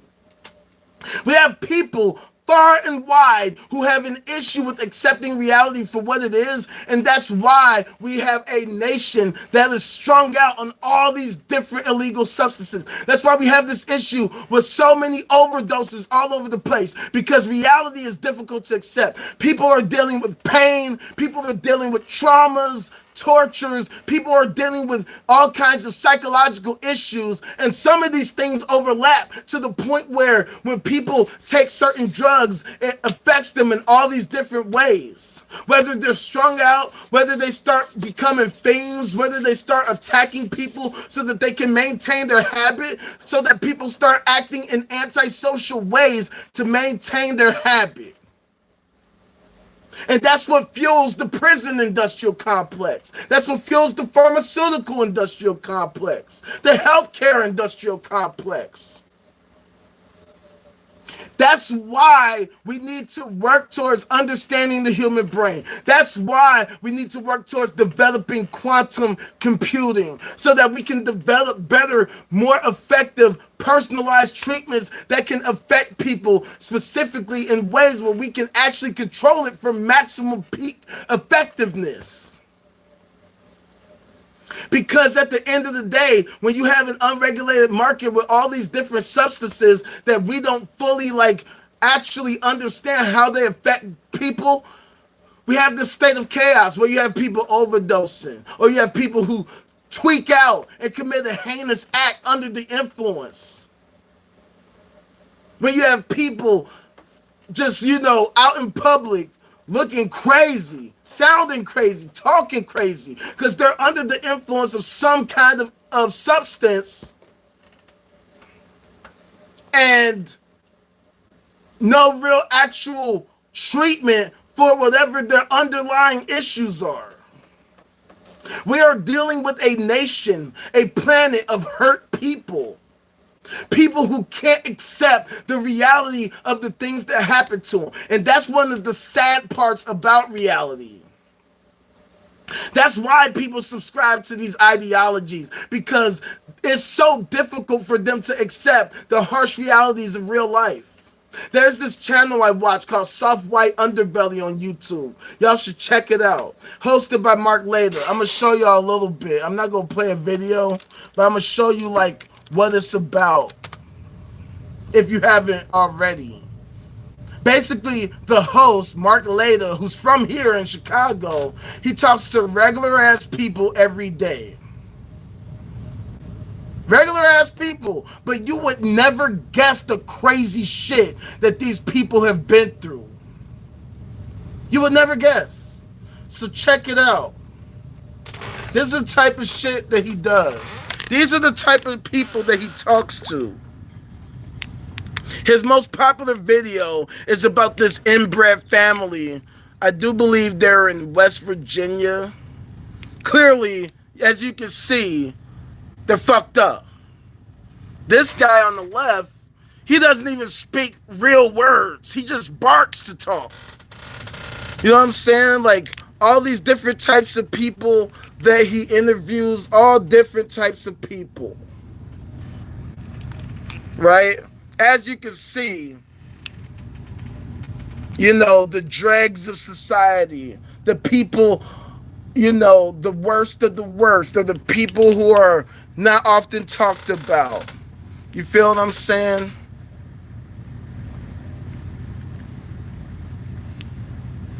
And this is just a natural part of our reality that we experience every day.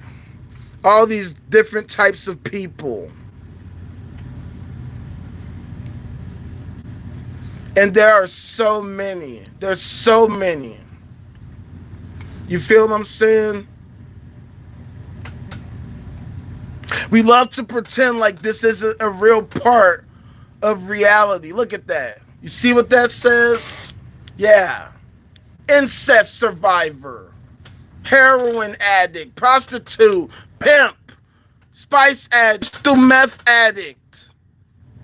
The Whitaker family, which is obviously pretty popular because they're fucking inbred and have all types of health issues. Exactly. The good, the bad, the ugly.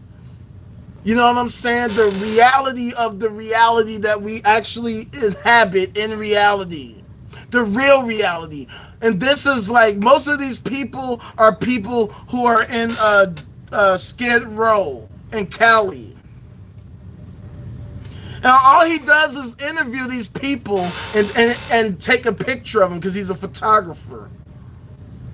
And he just talks about their life. They talk about their lives and the type of things that they go through. And the sad part is that these are people we see walking down the street. You might see on the bus. Might see outside your job. You might see them downtown begging for change or trying to sell whatever they're trying to sell.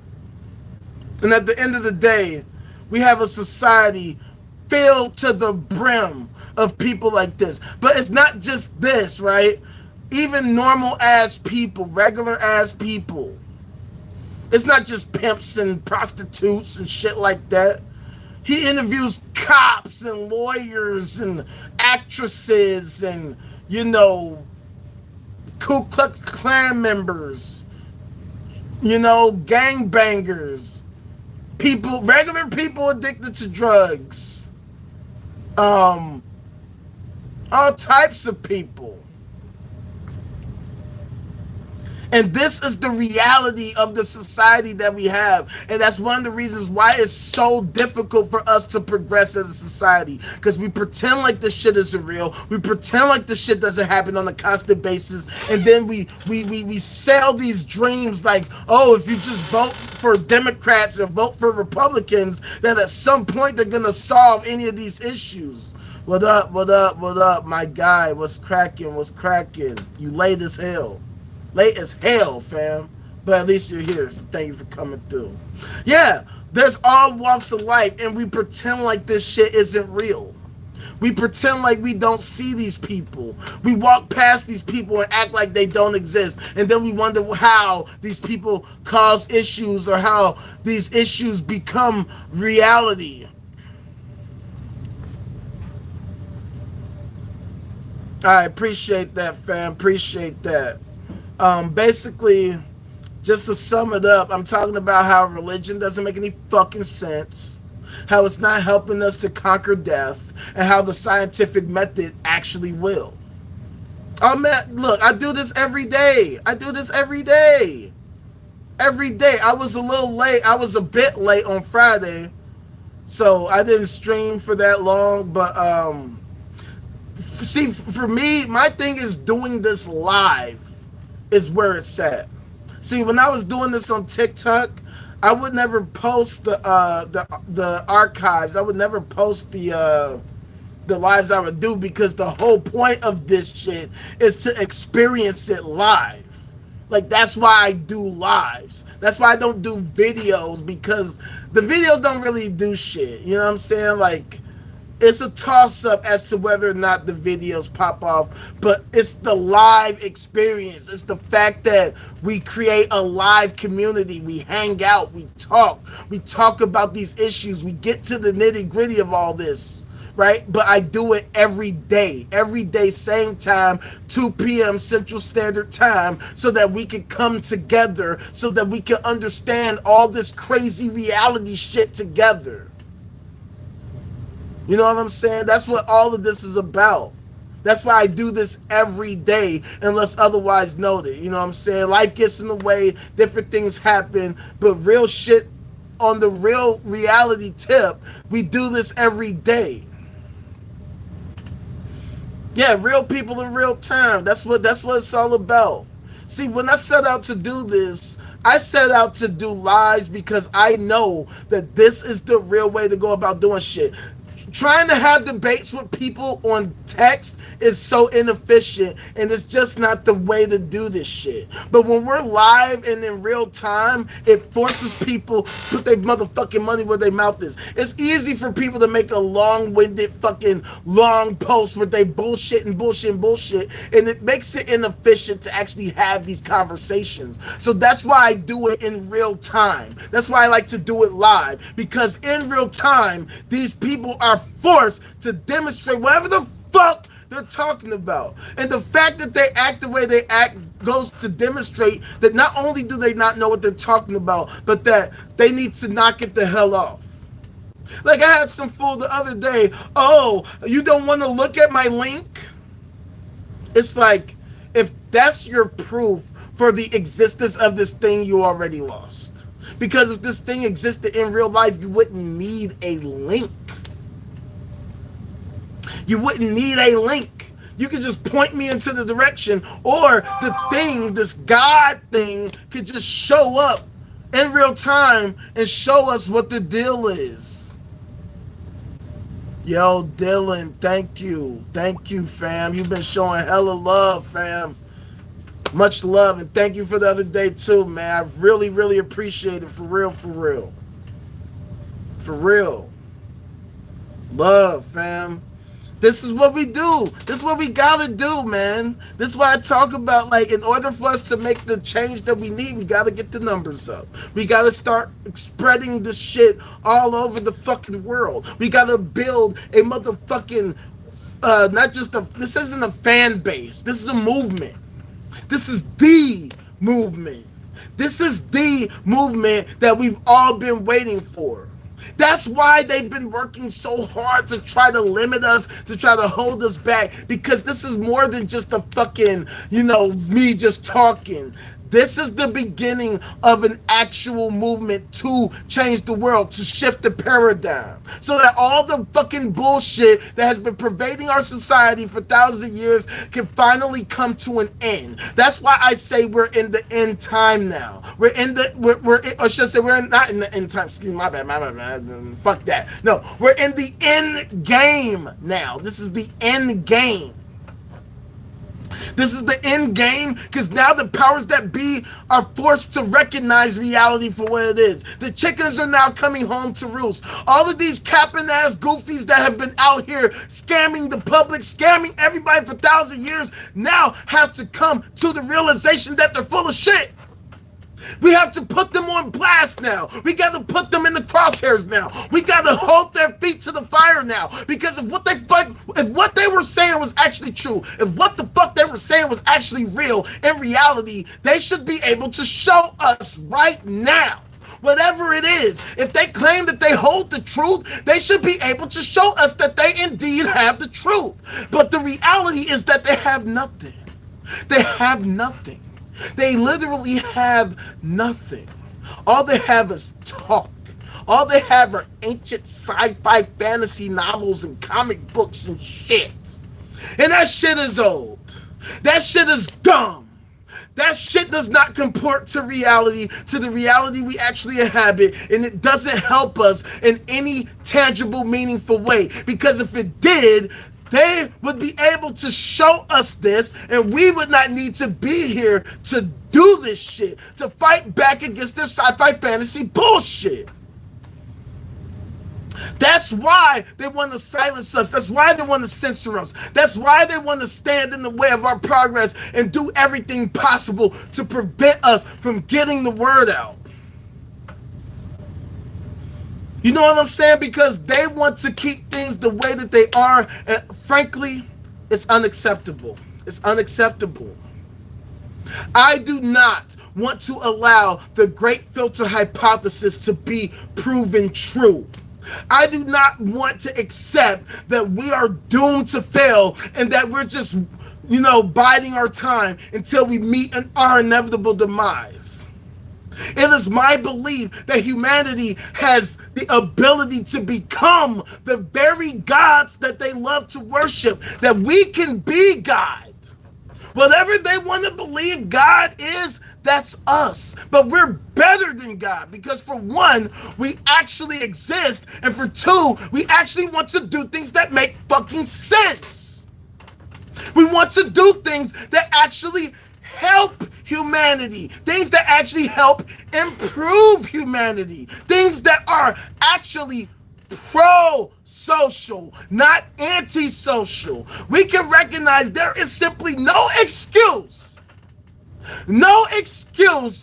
for having any kind of passage, any kind of idea of harming children that do not pose a threat to our society. Unless we're in an extreme situation, such as like in Africa, where they have child rebel soldiers, or here in America, where you have some of these kids that turn out to be psychopathic gangbangers, even though they say you can't be a psychopath because they're children. But you know what the hell I mean. You have some of these kids that are out here committing heinous crimes. Unless you're talking about situations like that, where literal children are posing a threat to the health and wellness of fellow Americans, there is no good reason to harm a child, period. I don't give a fuck. I don't give a damn. You cannot tell me, well, I heard a voice, it was the Lord telling me I had to. No. I don't care what your excuse is. No. Nuh-uh. Show me that this voice that you were talking about actually talks. Tell it to talk to me right now. Tell it to get into the fucking chat right now and speak to us so that it can explain to us what the fuck you're trying to say that it supposedly told you. Because if you could do that, maybe this voice could convince me with reason, logic, fact-based evidence of some kind. And then we can get to the bottom of all these issues. But the fact of the matter is that this thing is a delusion. It's a straight up delusion, and it's not going to help us solve any of the problems that we have. And the fact that there are so many people who insist on purporting this nonsense on a daily, constant basis is the biggest issue that we have as an American population and as a human race. Because we are not solving these problems. We are not facing our problems in any serious manner. And these people who are vying for the leadership of our nation aren't even thinking about how they can help solve these problems. They're not even talking about it. Exactly. It's their imaginary friend. And these people vying for the leadership constantly help to fucking enable this type of bullshit mentality. Because you got to be on this dumb shit just to fit in, just to gain the fucking liking of the populace. But that's why I go the opposite route. Nah, we got to challenge these motherfuckers. We got to actually put their feet to the fire. Yeah, exactly. Right back in 2024 BC, it probably made sense to say, oh, if I'm hearing voices, it has to be God, right? That probably made sense back then. But see, now it's 2024 AD. It makes sense now to know, oh shit, this person might be experiencing schizophrenic symptoms or some shit. They might need some form of medication, some form of therapy. We should probably get this person some fucking help.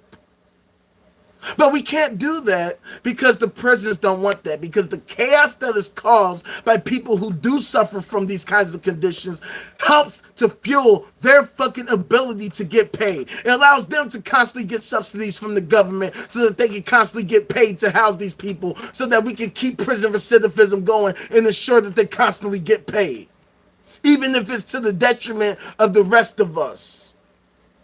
And that's why we have to fight back against the industrial complex, because at the end of the day, hyper-capitalism, late-stage capitalism is killing us, right? And I'm a capitalist. I am a capitalist, but at the same time, I'm also a communist and a socialist, what many people would consider a democratic socialist. So basically, we need a healthy balance of capitalism, communism, and socialism, because any of them taken to their extreme is always ends in some form of dystopia. Such is what we're experiencing now, which is why we need to reel in the capitalism. It has gone too fucking far. We need to dial it the fuck back and dial up the socialism and the communism. Because it is abundantly clear that we are best together when we're working interdependently with synergy together. It is not helpful for us to bullshit and constantly subscribe to ridiculous ideologies, regardless of the fact that they aren't demonstrated to actually literally help us. So the time is now for us to get real with reality, for us to work towards improving our society, for us to work towards actually understanding reality to the point where we can improve our health and our wellness, so that we can actually figure out what causes us to age, help us figure out what causes us to die, so that we can reverse that shit and actually gain control of our human bodies, gain control of our health, so that we can ensure that we are all in perfect health. In fact, more than perfect health, that we're in the best possible shape we could possibly be in, fitness wise, fucking health wise, mentally, all of that shit. So that's why I need you guys' help. I need your help so that we can actually work towards bringing some fucking sense to reality, bringing some sense to the world, so that we're not running around like chickens with our heads cut off, so that we're actually making sense and working towards figuring out what the fuck this reality shit is and how we can improve upon it for our maximal success, for peak optimal success, so that we can actually start to move out into the cosmos, where we're actually able to start visiting different celestial bodies, planets, and stars, perhaps even visiting different galaxies, and actually figuring out what the fuck is out there. Not being limited by the laws of physics, where we can actually understand the laws of physics so much that we can probably even figure out loopholes and wormholes, all that type of shit. We should be working towards becoming the Kardashev Type 1 civilization and beyond, so that we can master all of nature, so we can figure out everything about everything, so that we can actually improve our quality of life here on Earth and out in the cosmos, so that we can actually begin engaging in all kinds of huge, amazing mega projects, such that humanity's never even fucking seen before, where we're actually building all kinds of different fucking topopolises and O'Neill cylinders and fucking vertical gardening and whatever the fuck, so that we can become a Kardashev Type 1 civilization. There's so many different ideas. And we're gonna get to talking about all this shit in the coming fucking days, weeks, months, years. Because my goal is to make this shit happen in real life. The type of shit like I showed earlier, right, from Isaac Arthur, we can make this shit happen in real life, so that we can actually figure out how we can improve upon the world.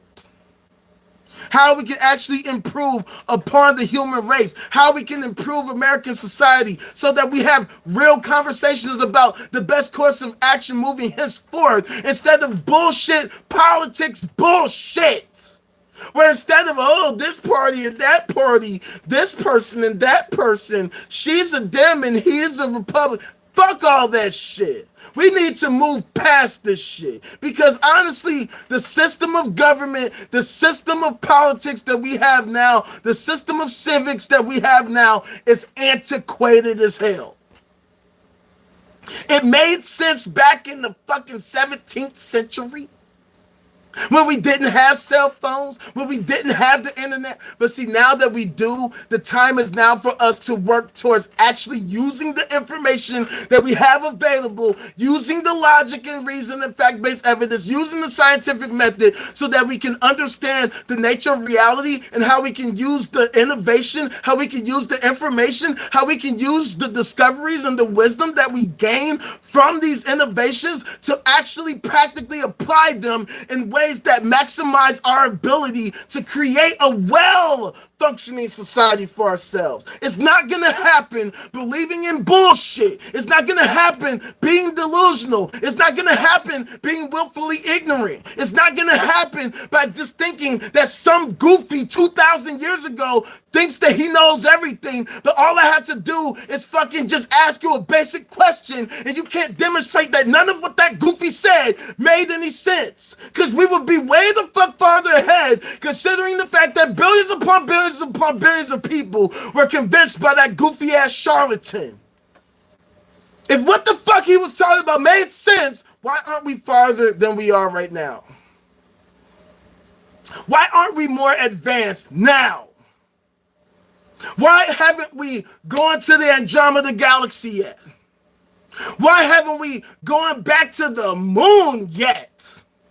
What the hell are we doing? What the hell are we trying to do?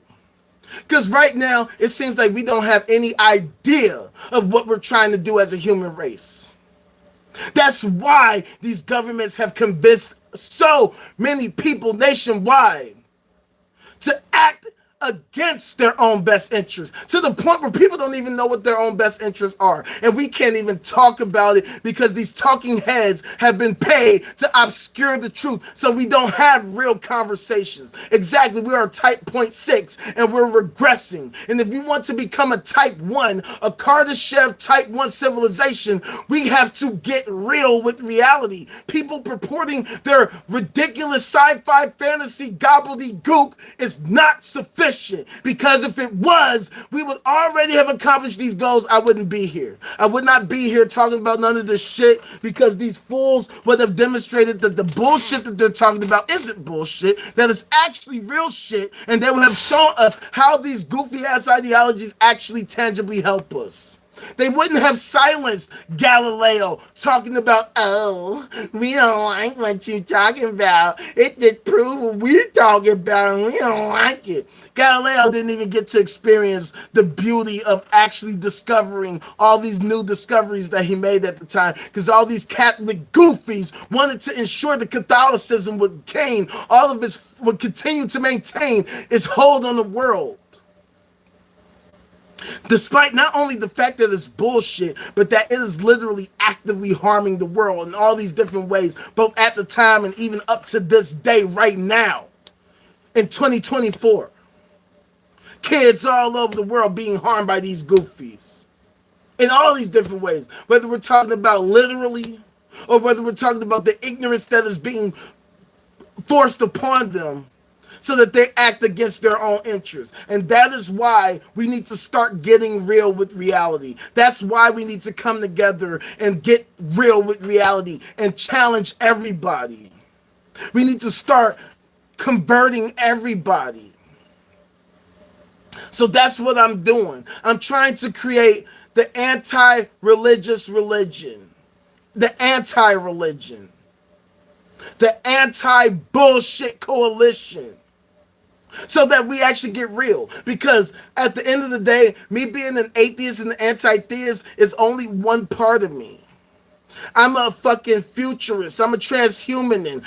a transhumanist. I'm an extropist, which means I want to ensure that A, that we actually survive into the future. B, that we actually can live longer lives. And C, live higher quality lives. If that means modifying the human body so that we can have enhanced abilities and capabilities, then so be it. Whether we're talking about improving upon our eyesight, whether that means solving our different psychological issues so that we can actually fucking modify our cognitive abilities so that we are more mentally stable, so that we don't just act in goofy ass ways, so that we don't just flip out and commit heinous crimes because of a chemical imbalance or some shit.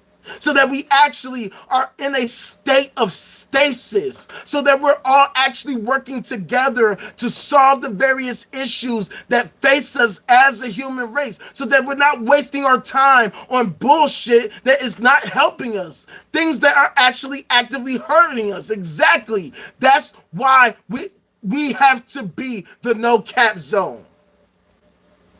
Because America has become the capital of the world. And it's time that we reverse that. That we become a nation that values the truth, regardless of how disgusting and harsh it could possibly be. Because as soon as we figure out what reality is, we can make it beautiful. More beautiful than we ever imagined. That we can make things awesome. That we can make things better. Really, actually better. Tangibly better. Realistically better. And make it even better than we ever thought possible. You feel what I'm saying? That we can make things super awesome in ways that we didn't even conceive of throughout human history. That we start now to create the movement that's going to push humanity forward. You feel what I'm saying? So that's why I'm going to end it today. Check this out. Got some new shit we're going to start doing. Check it out. Check this out. I made this design. This is my uncle's band, the Fresh Band. My dad used to be part of it with my uncle.